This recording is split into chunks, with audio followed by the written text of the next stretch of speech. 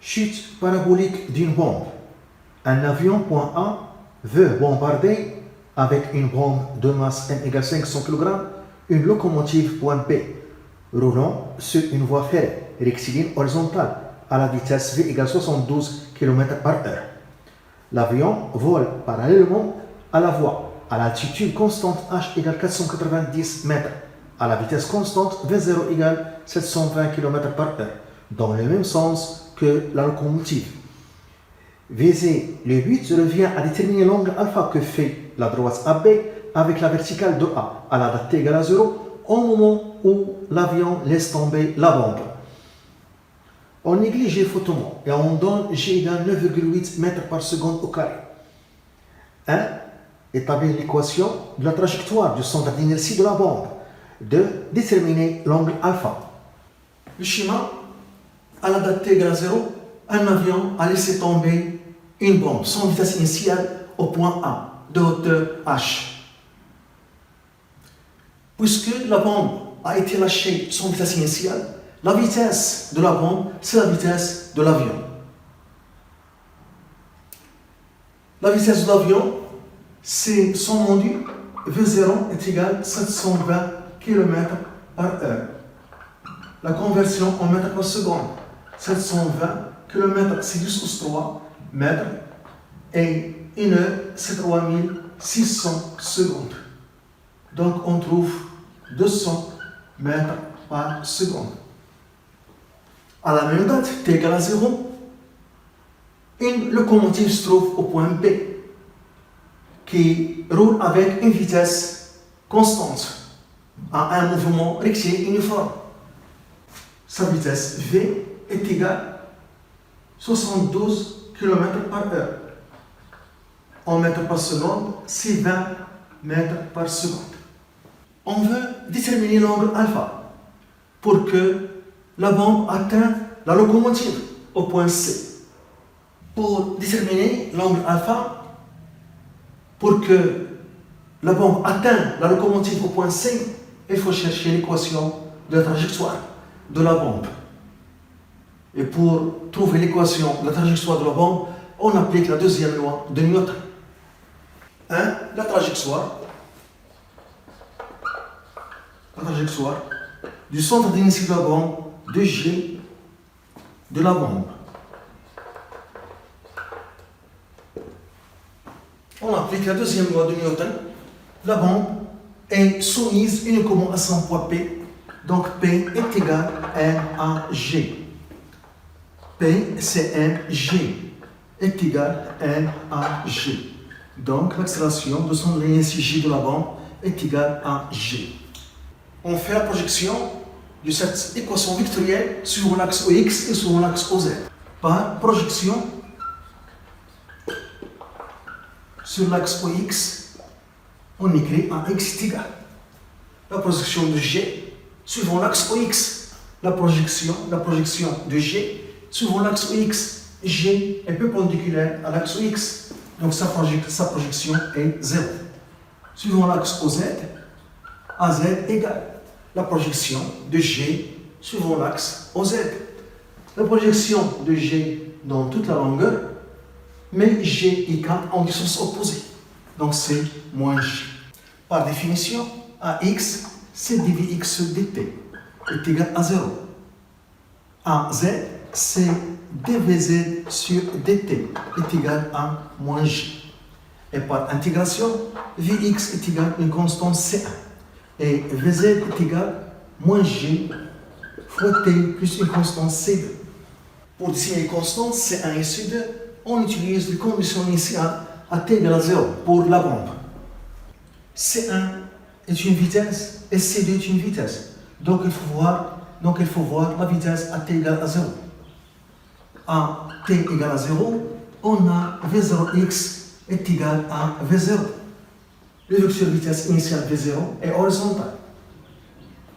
Donc sa composante suivant l'axe OX est obtenue par projection de vecteur vitesse initiale V0 sur l'axe OX. La projection dans toute la longueur, c'est V0. Et sa composante suivant l'axe OZ, c'est 0, car V0 est perpendiculaire à l'axe OZ. Et je remplace ici Vx par V0x. Donc V0x est égal à une constante à partir de la date t égale à 0. Et V0x c'est V0. Donc Vx est égal à V0. À t égale à 0, on a V0z est égal à 0. On a Vz est égal à moins g fois t plus c2. À t égale à 0, je remplace Vz par V0z et t par 0. Plus c2. Donc c2 est égal à V0z qui est égal à 0. Donc Vz est égal à moins g fois t. Les coordonnées de vecteur vitesse, sont Vx est égal à V0 et Vz est égal à moins g fois t. Par définition, Vx c'est dx sur dt est égal à V0 et Vz c'est dz sur dt est égal à moins g fois t. Par intégration, x est égal à V0 fois t plus une constante c'1. Z est égal à moins 1 demi g t au carré plus une constante c'2. C'1 et C'2 sont des constantes qui seront déterminées en utilisant les conditions initiales à t égale à 0 pour la bombe. C'1 est une abscisse, C'2 est une ordonnée. Et on a ici à t égale à 0, la bombe se trouve au point A d'abscisse 0 et à port ordonnée H. On a x est égal à 0 fois t plus C'1. À t égale à 0, on a x0 d'après données est égal à 0. Donc je remplace ici x par x0 et t par 0, v0 fois 0 plus c'1. Donc c'1 est égal à x0 qui est égal à 0. On a aussi z est égal à moins 1 demi g t au carré plus c'2. À t égale à 0, on a d'après les données z0 est égal à h. Donc z0, je remplace ici z par z0 et t par 0 est égal à moins 1 demi g 0 au carré plus c'2. Donc on trouve c'2 est égal à z0 qui est h. Donc les équations horaires du mouvement sont x est égal à v0 fois t et z est égal à moins 1 demi g t au carré plus h. Ce sont les équations horaires du mouvement. Pour trouver l'équation de la trajectoire, c'est z en fonction de x. Il faut éliminer le temps entre ces deux équations. Donc on tire t de la première équation et je remplace dans la deuxième. On a t est égal à x sur v0. Et par suite, z est égal à moins 1 demi g x au carré sur v0 au carré plus h.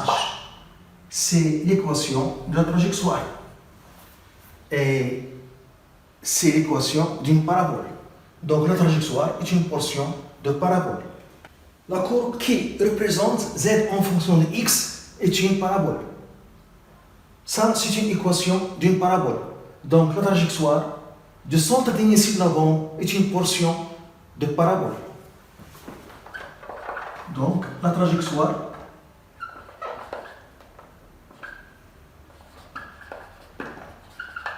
du centre d'initié de G, la trajectoire de G du centre d'initié de la bombe est une portion de parabole.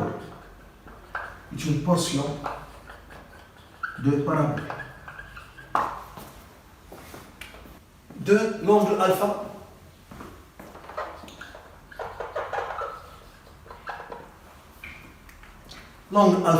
pour que la bombe rencontre la locomotive au point C. L'angle alpha entre la droite AB et la verticale passant par A au moment où la bombe a été lâchée. Et au moment où la locomotive se trouve au point B, on cherche l'angle alpha pour que la bombe rencontre la locomotive au point C. L'angle alpha entre la droite AB et la verticale passant par A. Au moment où la bombe a été lâchée et la locomotive se trouve au point B à la date t égale à 0. La locomotive a un mouvement rectiligne uniforme qui se fait à une vitesse constante. Donc on va utiliser l'équation horaire de ce mouvement.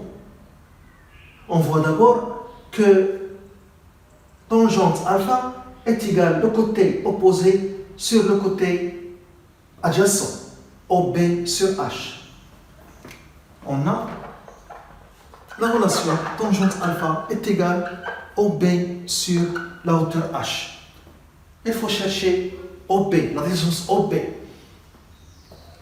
Donc, on va utiliser l'équation horaire de mouvement de la locomotive, qui est uniforme. Pour la locomotive, on a la vitesse est constante. Donc, le mouvement est uniforme d'équation x égale v fois t plus x0. x0, l'abscisse de la locomotive à t égale à 0. À t égale à 0, la locomotive se trouve au point B d'abscisse xb, qui est égal à la distance OB. Donc x0, c'est OB. Donc x est égal à v fois t plus xb, qui est OB, qu'on veut la connaître pour calculer alpha. La locomotive sera au point C à la date TC. Donc, et au point C, on a l'abscisse XC de la locomotive à la date TC plus XB. On cherche XB qui est égal à XC moins V fois TC. On a aussi pour la bombe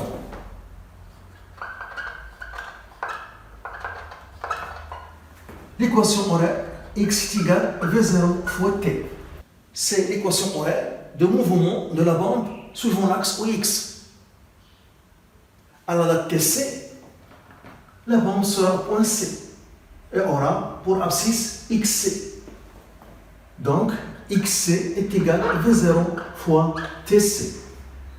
Donc, XB est égal à XC V0 fois TC moins V fois TC. Je factorise par la date TC et XB, c'est la distance OB qu'on cherche, c'est V0 moins V fois TC. On cherche TC en utilisant l'autre équation horaire de mouvement de la bombe suivant l'axe OZ. On a l'équation Z égale moins 1 demi GT au carré plus H. Pour le point C, on a ZC à la date TC moins 1 demi GTC au carré plus H. Et ZC, C se trouve sur l'axe OX, ZC est égal à 0. Donc 0 est égal à moins 1 demi GTC au carré plus H. Donc 1 demi GTC au carré est égal à H. On cherche TC est égal à la racine de 2H sur G. Et je remplace ici. Donc, OB est égal à V0 moins V fois la racine de 2H sur G. Application numérique. OB est égal à V0 200 V20 la racine de 2 H 490 mètres G 9,8. On trouve OB égal. On trouve OB égale 1800 mètres. On a la relation tangente alpha est égale à OB sur H. 1800 sur 490 égale 3,67 est égal à 3,67. Donc alpha est égal à tangente moins 1 de 3,67. on trouve alpha égale 74,8 degrés. Donc, pour que la bombe rencontre la locomotive au point C, il faut que l'angle alpha entre la droite en B et la verticale passant par A, au moment où la bombe a été lâchée, doit être égal à 74,8 degrés.